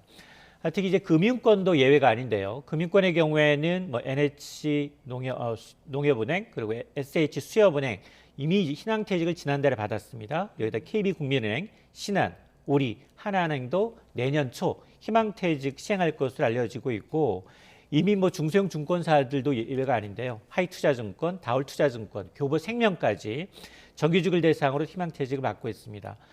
특히 이제 자금이 마른 그 유망한 기업, 스타트업들도 지금 비상인데요. 지난해 손정희 회장이 소프트뱅크로부터 한 2천억 원의 투자를 받았던 AI 교육 업체가 있는데 여기도 지난 9월부터 마케팅 부문을 대상으로 구조조정이 단행이 되고 있습니다. 이러다 보니까 지금 중소기업 중앙회가 회원사 410곳을 대상으로 설문조사를 해보니까 내년 위기 극복을 위해서 10곳 가운데 6곳이 구조조정 계획이 있다. 그리고 응답 기업의 87%가 내년 상황이 올해와 비슷하거나 아니면 더 악화될 것이다라고 얘기를 하고 있어서 사실은 이 감원은 빅테크 기업의 감원으로 시작해서 미국에서 시작이 됐거든요. 네. 미국은 이제 빅테크 기업의 감원이 한번 업계를 휩쓸고 난 다음 지금은 다시 이제 금융권으로 좀 올라가고 있는 양상인데 이런 것들이 아마 국내를 막론하고 내년 경기 불황에 대응하기 위한 이제 비용 절감 차원이 아니냐라는 분석입니다. 네, 이 시간이 지날수록 시장이 좀 안 좋아지는 것 같아서 걱정이 되는데 부동산 시장에도 한파가 지금 몰아치고 있습니다. 올해 전국 청약 경쟁률이요. 지난 2014년 이후 8년 만에 한 자릿수로 하락을 했다고 합니다. 둔촌주공도 지금 얘기가 계속해서 나오고 있죠. 집값이 더 내려갈 거다 이렇게 관측하는 분위기도 계속 이어지는 것 같아요. 맞습니다. 지난해 서울 지역의 이제 1순위 아파트 청약 경쟁률은 163대 1이 넘거든요. 네. 당첨만 되면 뭐 로또 차익을 얻을 수 있다. 그래서 로또 분양이라는 얘기가 오고 왔는데 네. 이 부동산 전문 업체의 한 통계를 보게 되면 올해 전국 1순위 청약 경쟁률은 8.5대 1에 그치고 있습니다. 네. 한 자릿수로 떨어진 건 2014년 이후 8년 만인데요. 실제로 이제 올 들어서 이제 금리가 많이 오르다 보니까 이제 대출 이자 부담 커졌죠. 집값이 또 하락하다 보니까 오히려 분양가가 입주할 시점에 대비하면 이 주변 시세보다 더 떨어질 수 있다는 우려가 팽배합니다. 그러다 보니까 청약 경쟁률이 떨어지고 있는데요. 이러다 보니까 어떤 일이 발생하고 있냐. 우리 빌라왕 사건 아시잖아요. 네. 전세 사기. 1,100여 개 신축 빌라와 오피스텔을 사들이면서 굉장히 많은 피해자를 속출하고 있어요. 여기 두 가지 피해가 있습니다. 하나는 전세금 반환 보증보험에 가입하신 분들이 있고 네. 그렇지 않은 분들이 있어요. 그러면 이 가입하지 않은 분들은 이제 사실은 전세금 온전히 돌려받을 확률이 굉장히 낮거든요. 그런데 이렇게 세입자가 보증금을 돌려받지 못하고 이사를 가버리게 되면 완전히 이제 이 대항력이 없습니다. 이걸 막기 위해서 세입자가 임대인 동의 없이 임차권 등기 명령을 할 수 있는데요. 이게 전월세 만료 시점에서 세입자한테 집주인이 전세금을 반환하지 못했다. 이럴 경우에 이제 법원에서 내리는 명령인데 이게 지금 서울 지역의 신청 건수가 10년 만에 가장 많아요. 이 얘기는 지금 시장 침체로 인해서 집값이 떨어지다 보니까 보증금을 내주지 못하는 집주인이 훨씬 늘고 있고 깡통 전세가 이제 증가하고 있다라는 반증이거든요. 근데 문제는 뭐냐? 지금 금리가 올해뿐 아니라 내년 상반기에 더 오를 것 같아요. 전세 대출이 이미 8%에 육박하고 있습니다. 자, 이러다 보니까 아마 이제 임차권 등기 명령제도를 이용하는 분들이 훨씬 더 많아질 수밖에 없는데 실제로 전국에 있는 주간 아파트 동향, 매매 가격, 분양가, 전세가 모두 다 글로벌 금융위기 내지는 외환위기 이후 가장 큰 폭으로 떨어지고 있는 게 나타나고 있거든요. 아마 상당히 전세금 반환 보증을 이용하는 비율도 높아지겠지만 임차권 등기 명령제도를 이용하는 분들도 늘어날 가능성이 높아졌습니다. 그런가 하면 지금 해외에서 이런 소식도 좀 들려왔는데 유럽연합 EU가 산업 탄소 배출 규제를 좀 강화하기로 했습니다. 뭐 결정의 배경도 궁금하고 앞으로 우리한테 어떤 영향을 미치게 될까요? 그렇습니다. 아마 이제 유럽연합이 가장 전 세계 국가 가운데에서도 이 탄소 배출권과 관련해서 친환경 사업을 촉진하기 위해서 다양한 규제를 내놓고 있는데 이전에 내놨던 규제보다도 더 강화하겠다는 거예요. 이전에 내놨던 규정을 좀 보게 되면 앞으로 2030년까지입니다. 2030년까지 탄소 배출 감축 목표치를 제시했는데 이걸 당초에는 2005년 대비 43%까지 배출량을 줄이겠습니다. 이런 약속에서 이번에 유럽의회가 합의한 것은 이 수치를 62%로 크게 한 20%포인트 가까이 상향 조정하겠다는 겁니다. 그만큼 이제 이 비용이 좀 늘어날 수밖에 없는데요. 특히나 이제 탄소 배출권을 구매하지 않아도 되는 무료 할당제는 오히려 기간을 더 줄이고 그리고 전 품목으로 확대하겠다는 게 드러나고 있습니다. 2026년부터는 단계적으로 줄여가면서 2034년에는 전 산업에 대해서 모두 다 폐지하겠다라는 건데요. 자, 이렇게 되면 현행 이 탄소 배출권 가격 내가 만일 내 공장이 탄소 배출권이 평균 할당량보다 많다 그러면 다른 기업으로부터 사와야 돼요. 근데 지금 거래되고 있는 탄소 배출 거래권을 좀 보게 되면 현행 한 톤당 한 80에서 85유로인 탄소 배출권 가격이 지금 이 개편안을 충족시키기 위해서는 한 100유로, 한 20% 가까이 더 돈을 지불해야 합니다.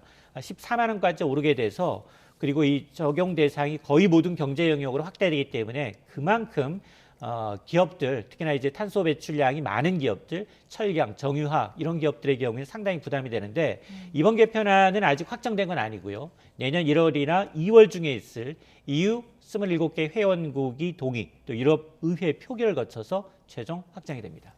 지금 짧게 철강 기업 언급해 주셨는데 철강 기업 같은 경우에는 탄소 배출을 정말 피할 수 없지 않습니까? 맞습니다. 직격탄이 좀 우려되는 것 같아요. 지금 우리 정부의 추산으로 지금 EU의 이제 개편안에 따라서 탄소 배출 규제를 엄격하게 강화할 경우 가장 피해가 되는 산업은 철강 산업입니다. 한 연간 지난해만 해도 수출 규모가 한 43억 달러, 5조 원이 넘는 금액이거든요. 그리고 알루미늄이 5억 달러, 시멘트, 비료 등 순으로 타격을 받게 되는데 특히나 이제 역외 수출 기업에 적용하는 탄소 국경 조정 제도가 있는데 이게 확정이 됐어요. 이거는 이제 국가별 환경 규제 차이를 이용해서 탄소를 많이 배출하는 산업이 규제가 좀 덜한 국가로 해서 생산하는 시설을 좀 이전하는 경우 이렇게 이제 탄소가 누출되는 것을 막기 위해서 한 제도인데 여기에 이제 우리 수입품들이 함유량을 기준치를 초과할 경우에는 추가로 비용 지불할 수 있는데 이게 또 하나의 수출 장벽 가능성이 높다라는 겁니다. 그래서 지금 당장 이제 내년 10월부터는 이제 우선 보고만 하면 되지만 이게 본격적으로 탄소 국경 조정 제도가 시행이 되면 생산비가 늘어나는 것뿐만 아니라 이로 인한 이제 부수적 행정 비용이 더 커질 수밖에 없거든요. 이를 위해서 지금 우리 정부는 EU에 일정 부분 예외 조치를 요구하고 있지만 이게 어느 특정 국가만을 익스큐즈할 내용이 아니거든요. 전 분야 이 탄소 배출을 양을 많이 하는 국가에서 만들어진 제품에 대해서는 관세까지 보복 관세까지 물릴 계획을 하고 있기 때문에 아마 정부가 이 지금 확정되기 이 개편안이 확정되기 이전까지 시간이 좀 있기 때문에 좀 더 로비를 좀 해야 될 상황입니다. 네. 자, 마지막으로 이번 주 해외 증시도 좀 살펴보겠습니다. 파월 연준 의장이 이제 긴축 기조를 좀 유지하겠다라고 발언을 해서 뭐 증시 기대감은 많이 떨어져 있는 것 같아요. 맞습니다. 연말 뉴욕 증시에서 이제 산타랠리는 사라졌다라는 얘기가 벌써부터 나오고 있는데요. 네. 파월 의장 금리 이제 이 속도 조절했지만 그럼에도 불구하고 여러 가지 시그널을 줬습니다. 일단 아직 갈 길은 멀다. 그래서 내년까지 기준금리 상단 평균 5.1%까지 끌어올릴 수 있다라는 이제 점도표를 공개했고요. 네. 특히 시장에서 기대했던 금리 인하는 내년에 없다라는 것 쐐기를 박았습니다. 자, 그러다 보니까 긴축 기조에서 일부 변화를 기대했던 이제 투자자들의 실망 매물이 이어지고 있는데요. 뉴욕 증시도 FOMC 회의 이후에 3거래일 연속 떨어졌지만 국내도 비슷하거든요. 네. 국내 증시의 경우는 기관들이 오히려 시장에서 발을 빼고 있고 오히려 네. 개인과 외국인이 형태를 보이고 있는데 이번 주에 가장 중요한 것 사실 특별한 일정은 별로 없어요. 그러나 연준이 굉장히 선호하는 물가 지표입니다. 개인 소비 지출 PCE 가격 지수가 발표가 돼요. 네. 자, 이건 추세적인 물가 흐름이 어떻게 되는지를 알 수 있는데 지금 전망치는 나쁘지 않습니다. 11월 PCE 전망 지수는 전월 대비 0.2% 예상치 그리고 전년 대비 4.7% 상승했을 것으로 예상이 돼서 물가 둔화가 조금만 더 이제 나타나 준다면 연준이 조금만 긴축의 강도를 좀 더 낮출 수 있는 여지가 생길 것으로 예상이 됩니다. 네, 네. 알겠습니다. 오늘 굿모닝 경제는 여기까지 듣겠습니다. 이인철 소장과 함께했습니다. 고맙습니다. 고맙습니다.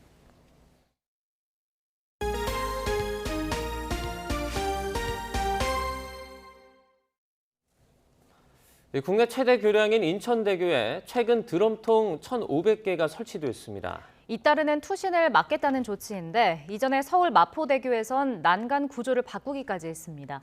소중한 목숨을 잃지 않기 위한 보다 근본적인 방법은 없을지 임성재 기자가 보도합니다. 영종도와 송도 국제도시를 잇는 인천대교. 지난 2009년에 개통된 길이 21.4km의 국내 최장 교량입니다. 그런데 올해에만 투신 시도가 벌써 20건 가까이 발생했습니다. 투신 사고가 잇따르자 인천대교 측은 4천만 원을 들여 다리 위 갓길에 드럼통 1,500개를 설치했습니다. 통계상 투신 빈도가 높은 양방향 3km 구간에 차를 댈 수 없도록 일종의 장애물을 놓은 겁니다. 과연 이 같은 조치에 예방 효과는 있을까? 드럼통이 설치된 이후인 지난 10일 30대 남성이 장애물을 피해 차를 대고 다리에서 몸을 던져 의식을 잃었습니다. 이러면서 다른 장소처럼 추가 장치를 마련해야 한다는 지적도 나옵니다. 투신 시도가 잦았던 서울 마포대교가 대표적인 예입니다. 지난 2016년 끝이 구부러져 매달리기 어려운 1m 높이의 추가 난간을 설치하자 마포대교 자체의 투신 시도는 26% 정도 줄었습니다. 그렇지만 같은 기간 한강대교, 양화대교 등 다른 대교에서 투신을 시도한 사람은 40% 가까이 늘었습니다. 일종의 풍선 효과가 발생한 셈입니다. 지난해 우리나라에서 극단적 선택으로 목숨을 잃은 사람은 13,300여 명, 자살률은 10만 명당 23명 정도로 OECD 국가 가운데 가장 높습니다. 비교 심리가 굉장히 강하게 작용하는 나라가 아닌가 그렇게 생각을 합니다. 사회적으로 이제 주변 사람들과 자꾸 비교를 좀 하게 되고 오히려 좀 인구 밀집도가 좀 높은 곳에서 행복도가 낮은 경향을 보이고 있는데요. 때문에 소중한 삶을 포기하려는 사람들의 심리를 잘 헤아려 자살 방지 정책에 반영해야 한다는 지적이 나옵니다. YTN 임성재입니다. 자율주행차 시대가 점점 더 우리 생활 속으로 다가오고 있습니다. 강원도 강릉에서 운전자 조작 없이 스스로 관광지를 오가는 자율주행차 서비스가 이달부터 시작됩니다. 보도에 송세혁 기자입니다. 푸른 바다와 해송숲이 펼쳐진 해안 도로를 승용차들이 부드럽게 달립니다. 안전요원이 운전대를 잡지 않았는데도 스스로 차선을 변경하고 좌회전과 우회전도 척척합니다. 교통올림픽으로 불리는 2026년 ITS, 지능형 교통체계 총회 개최지로 선정된 강릉시가 시범 운행 중인 관광형 자율주행 차량입니다. 도심 곳곳에 구축된 지능형 교통체계를 통해 실시간 교통 상황과 신호 데이터 등도 자율주행에 활용됩니다. 운행 지역은 강릉 경포호와 안목 해변 등 주요 관광지 3개 노선 15.8km 구간입니다. KTX역부터 강릉을 대표하는 관광 지역의 볼거리, 먹거리, 숙소 등을 연계하는 자율주행 차량의 서비스를 제공합니다. 이 구간에서 운행하는 자율주행차는 15인승 셔틀과 개조 승용차 등 모두 5대입니다. 스마트폰 앱으로 출발과 도착 정류장을 입력해 호출하면 누구나 무료로 이용할 수 있습니다. 만일의 상황에 대비해 안전요원이 운전석에 탑승하고 보험도 가입했습니다. 한 달 넘게 이루어진 시범 운행이 이달 중순쯤 끝나면 정식 운행에 들어갈 예정입니다. 관광지와의 어떤 연계성, 또 실제 상용화에 있어서의 어떤 운송의 그런 여러 가지 특화되는 모델들을 저희가 좀 확실하게 정립할 수 있는 기회로 생각하고 있습니다. 강릉시는 ITS 총회가 열리는 2026년까지 관광형 자율주행차를 10대까지 늘리고 수익성이 낮아 공용버스 운영에 어려움을 겪는 벽지 노선에도 자율주행 서비스를 추진할 계획입니다. YTN 송세혁입니다. 출산율을 끌어올리기 위해 정부와 지자체가 잇따라 파격적인 현금성 지원책을 내놓고 있습니다. 내년부터 아이를 낳으면 월 70만 원의 부모급여가 지급되는데 이와 별도로 서울 강남구에서는 출산 지원금을 200만 원 더 지급하는 방안을 추진하고 있습니다. 차효정 기자의 보도입니다. 내년부터 아이를 낳으면 월 70만 원을 받게 됩니다. 만 한 세 아기를 키우는 가정에는 매달 35만 원이 나옵니다. 소득 재산에 상관없이 모두 받을 수 있습니다. 정부가 내년부터 지급하기로 한 이른바 부모급여입니다. 이를 통해 출산 초기 가정의 소득을 두텁게 보전하고 양육에 대한 부모의 선택권을 강화해 나가겠습니다. 그런데 실제로 출산 시 받게 되는 현금성 지원은 이보다 더 많을 전망입니다. 각 지자체에서 지급하는 별도 출산 지원금이 있기 때문입니다. 현재 서울 강남구에서는 첫 아이 출생 시 30만 원을 지급하고 있는데 내년부터 200만 원으로 대폭 확대할 계획입니다. 현재 구의회에 예산안이 제출된 상태로 통과를 기다리고 있습니다. 서울 중구도 첫째 출산 시 출산 장려금 20만 원, 둘째는 100만 원을 지급하고 있는데 내년에 지급 확대를 계획하고 있습니다. 이뿐만 아니라 올해부터 정부가 지급하는 첫 만남 이용권 200만 원도 있습니다. 이는 국민 행복카드를 통한 쿠폰 형태입니다. 출산율을 끌어올리기 위해 정부 지자체가 열을 올리는 가운데 현금성 지원 정책이 실제 출산율 제고로 이어질지 주목됩니다. YTN 차유정입니다. 광화문 광장 일대를 빛과 음악으로 채우는 이른바 서울라이트 강화가 오늘 오후 6시에 개막을 합니다. 서울시는 광화문 광장 조성에 맞춰 올해 처음 선보이는 서울라이트 강화가 오늘부터 31일까지 매일 오후 6시부터 밤 10시에 광장 전역과 인근 건물 3곳에서 펼쳐진다고 밝혔습니다. 먼저 매시 정각 10분에 조명기둥 22개에서 빗줄기가 밤하늘을 향해 뻗어나오고 주변 3개 건물 인명과 광장의 대형 미디어 파사드를 연결하는 빛의 쇼가 펼쳐집니다.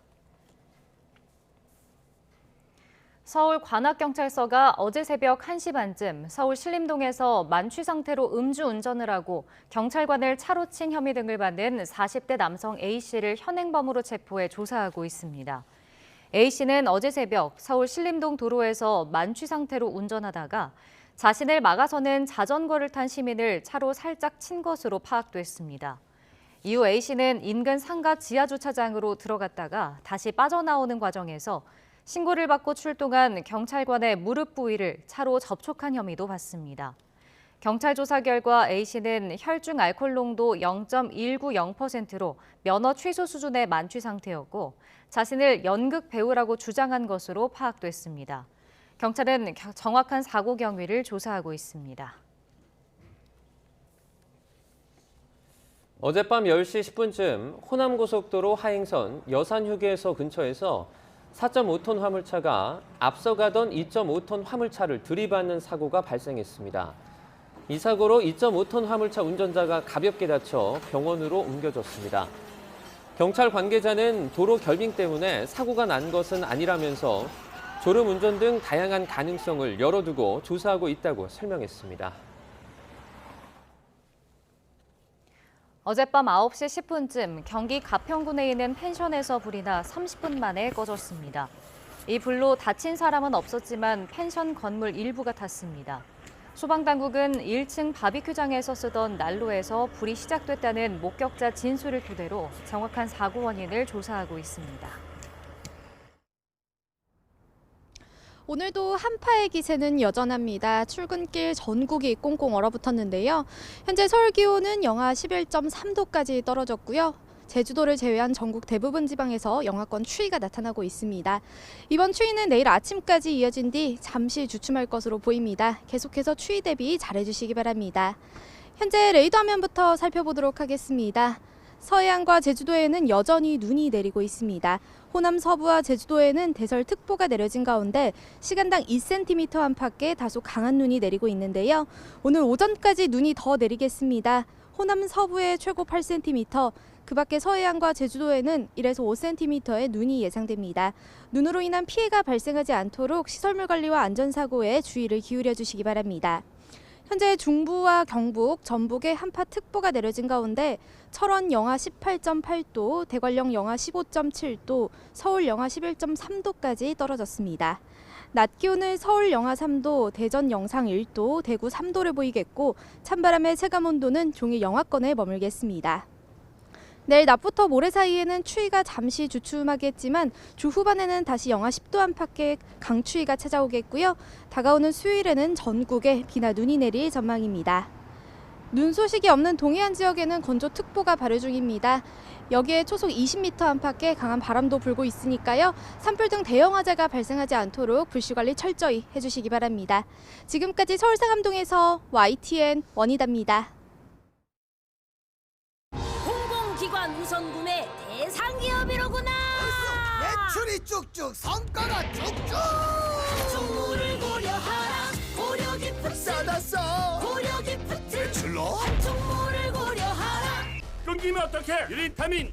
자차탈 시원하게 안 돼? 유린타민한테 패스해. 밤새일래. 유린타민으로 개선해. 전립선 비대증에 의한 배뇨곤란, 잔뇨, 빈뇨 개선제. 유린타민으로 개선하제. 전립선 비대증 잘 가. 이게 약국에만 있어? 혈압 걱정 많으시죠? 근데 혈압이 올라가는 주요 원인을 아세요? 이렇게 좁아지는 것도 원인입니다. 콜레스테롤이 내막에 쌓이기 때문이죠. 내막에 쌓인 콜레스테롤을 제거하려면 콜레스테롤을 치워주는 HDL은 올리고 LDL은 내리고 혈압과 콜레스테롤을 동시에 레이델 폴리코사놀 더블 액션. 카타르 월드컵에서 동메달을 목에 건 크로아티아의 주장 모드리치가 국가대표 생활을 이어가겠다는 뜻을 밝혔습니다. 내년 네이션스 리그에서 뛰고 싶다고도 말했습니다. 보도에 이지은 기자입니다. 모로코를 꺾고 3위로 월드컵을 마감한 모드리치. 골든볼을 받고도 웃지 못했던 러시아 월드컵과 달리 환한 미소를 지으며 동메달을 목에 걸었습니다. 올해 37살. 발롱도르까지 받은 크로아티아의 축구 영웅은 은퇴할 거란 예상과 달리 국가대표로 더 뛰고 싶다고 밝혔습니다. 모드리치는 3, 4위전을 마친 뒤 내년에 열리는 유럽축구연맹 네이션스 리그에 출전하겠다고 말했습니다. 또 이번 월드컵에서 금메달에 가까이 갔다면서 크로아티아가 20년에 한 번 나타나는 기적이 아닌 강국이라는 것을 증명했다고도 강조했습니다. 주장 완장을 찬 모드리치는 이번 월드컵 7경기 모두 선발로 나서 공수를 조율하며 맹활약했습니다. 내전으로 할아버지를 잃고 난민 생활을 했던 유년 시절의 아픔을 이겨내고 세계 최고 미드필더가 된 모드리치. 실력과 인성을 모두 갖춘 스타로 세계 축구 팬들의 사랑을 받고 있습니다. 인구 400만 명의 작은 나라 크로아티아를 축구 강국으로 우뚝 세운 중원 사령관의 도전은 계속해서 이어질 전망입니다. YTN 이지은입니다.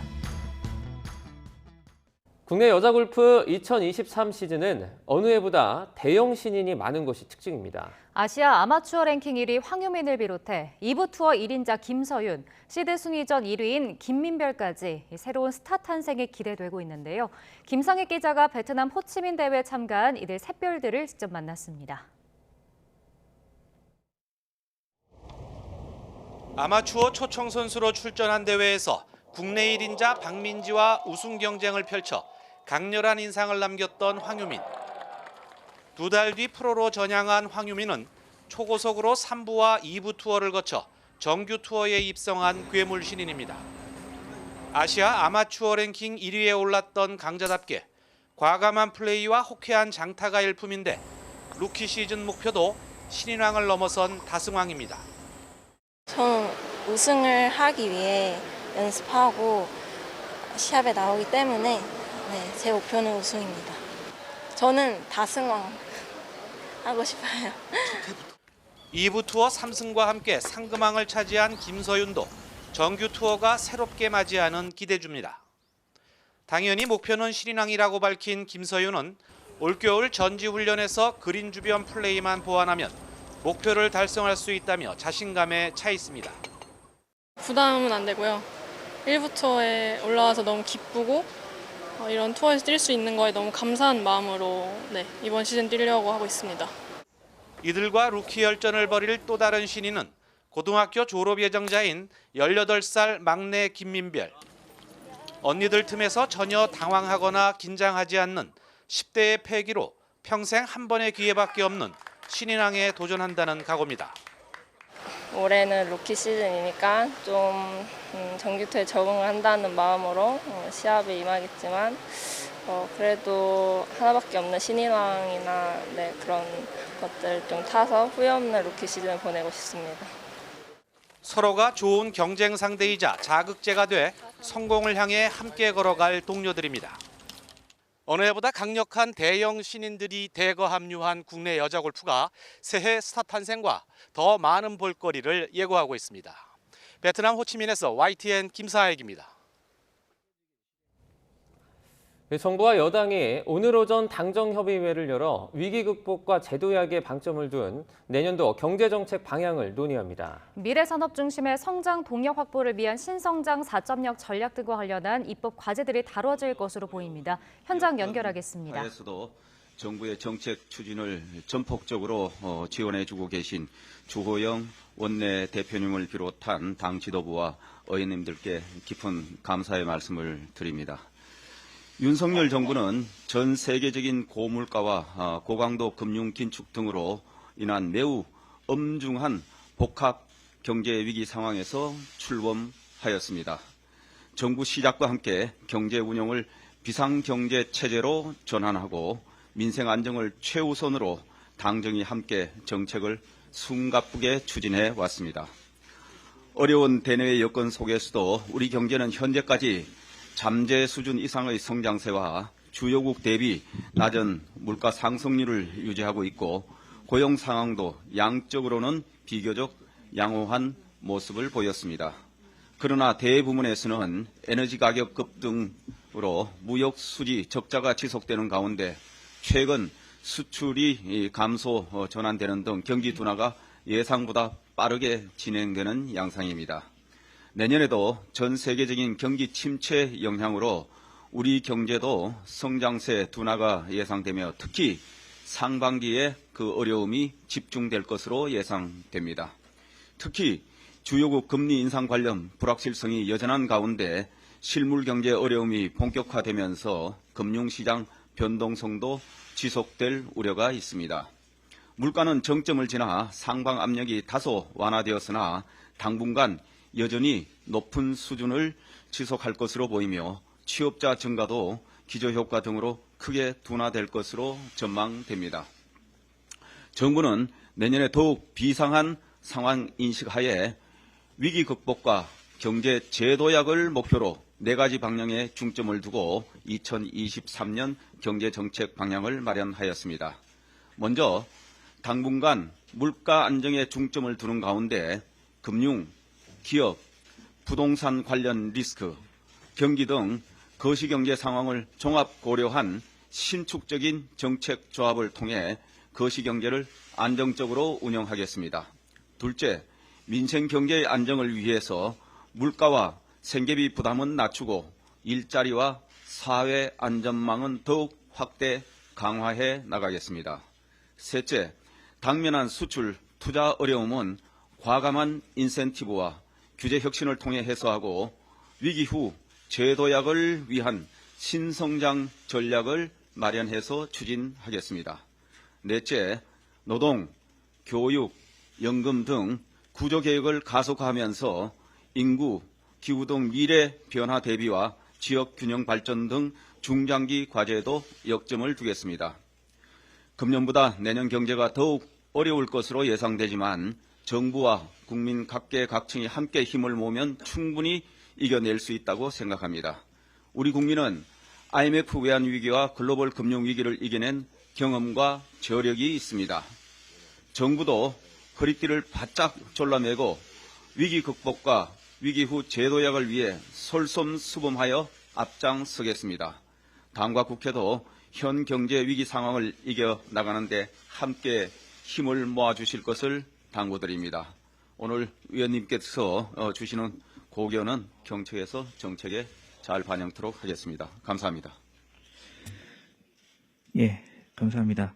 다음으로 박대출 네, 오늘 정부와 여당이 당정협의회를 열어서 내년 경제정책 방향을 논의를 하는데요. 이 추경호 경제부총리는 대내적인 방어에도 불구하고 대외적인 요건 등으로 수출 등의 분야의 부진 등으로 경기 둔화가 우려된다고 발언했습니다. 네, 그러면서 물가 안정에 중점을 두면서 이 거시경제를 안정적으로 운영해 나가고 민생 경제를 안정시키기 위해 물가 생계비 부담을 낮추는 등 경제 제도약을 목표로 정책을 앞으로 마련해 나가겠다고 밝혔습니다. 관련 내용은 이어지는 뉴스에서 더 자세히 전해드리겠습니다. 월요일 아침 굿모닝 YTN은 여기까지입니다. 네, 잠시 후 뉴스라이더가 방송됩니다. 시청해주신 여러분 고맙습니다.